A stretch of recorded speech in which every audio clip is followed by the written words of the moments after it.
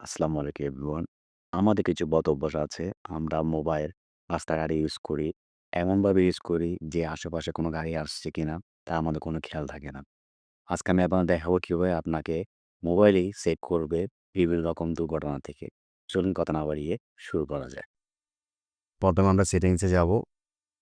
সেটিংসে যাওয়ার পরে একটু স্ক্রল ডাউন করে নিচে আসবো। নিচে আসার পর দেখুন এখানে আছে digital wellbeing and parental controls এটাতে যাবেন।